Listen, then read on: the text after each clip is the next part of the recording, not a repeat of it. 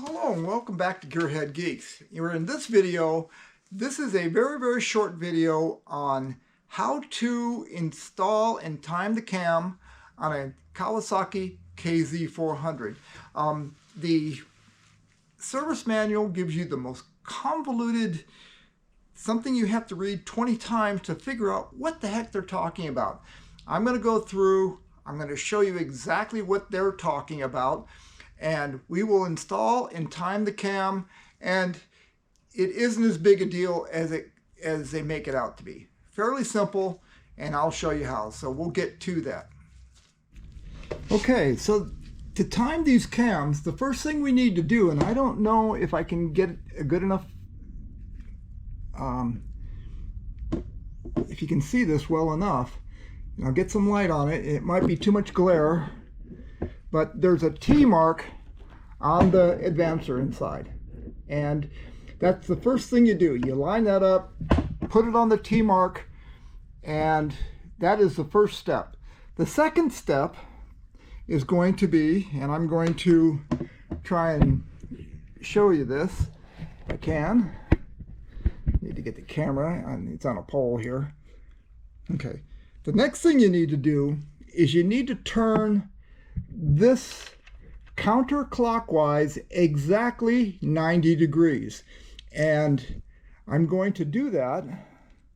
Hopefully I can do that without, and that is exactly 90 degrees. You can see where my wrench went from here to here, and if you look inside, I marked, if you look, you can see a little red mark on that. That is the tip of a bent over piece of metal, and that needs to line up with the timing mark.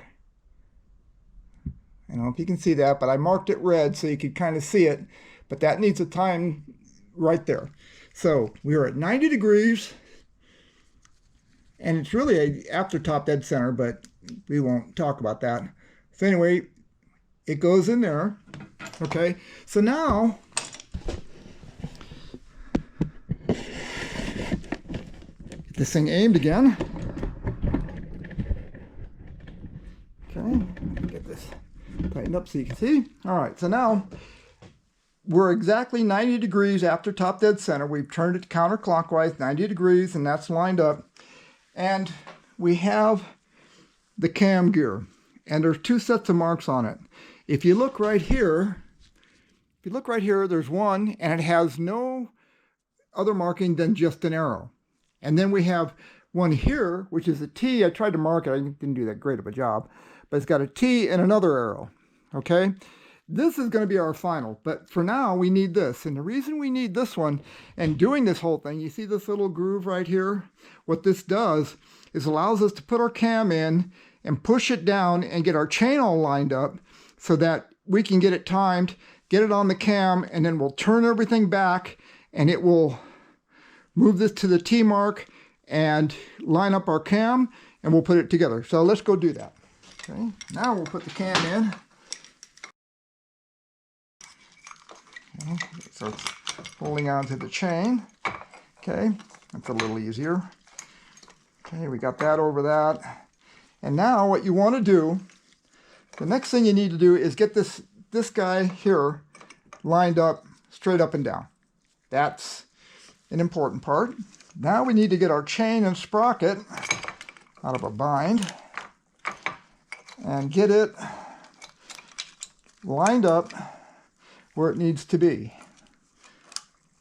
And so with the cam in place, and we've got our little mark, but we're one tooth off, so we just need to move it one tooth this way. And if you look, you can see our mark is lined up directly with that. And the cam, let's get the cam lined up here. Our cam is straight up and down. Okay, so this is straight up and down. This line is right where it needs to be. Okay, and all that we need to do now is we are going to turn the engine back 90 degrees.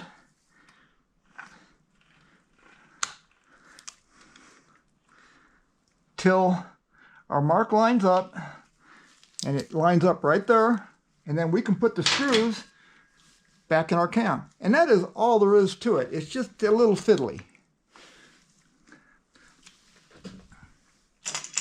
And I'm going to take these cam, we're going to put a little, we'll clean them up and put a little Loctite on them. And I'm going to put a little blue Loctite on each one of these just because they don't tell you to do it, but we're going to do it anyway. So now we can get these guys started.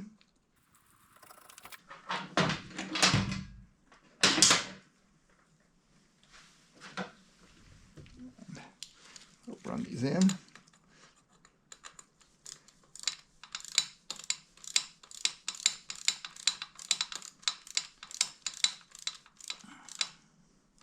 Okay, and I am going to go on ahead and rotate the engine around so that I can get this other bolt in.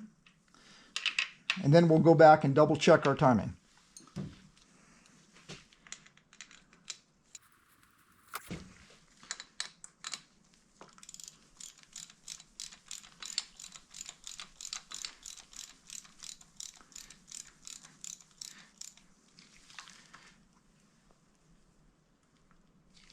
Okay, now we will rotate the engine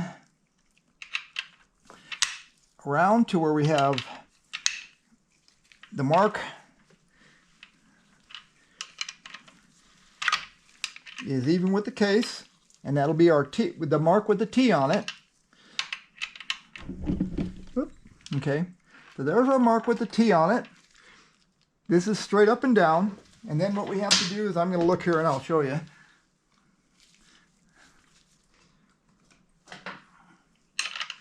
Get this moved to the right spot right there. Our mark is perfectly aligned here. This is straight up and down. And I'm going to see if you can see this. But if you look inside here, the T is lined up perfectly. So our cam is in time. It's all ready to go there. And oops, excuse me. So we'll make sure these are tight, and then we can start putting on the cam cover itself.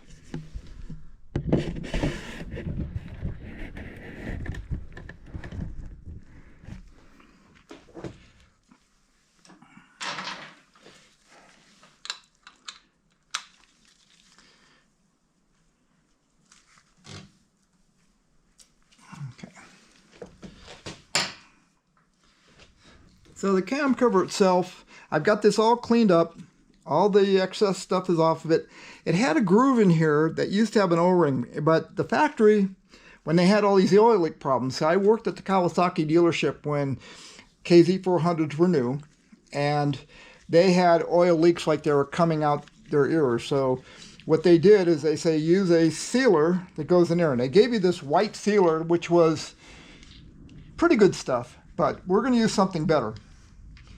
What we're going to use is Right Stuff, and that stuff seals really, really, really well. It's easy to use, and it's just exactly, has the exact same smell, and what I could find in the ingredients were pretty much exactly what Yamabon number 4 has, and that is great stuff.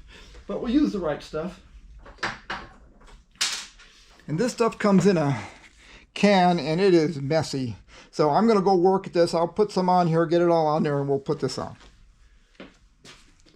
And that is how you time the cam and install the cam sprocket and what the marks on them mean.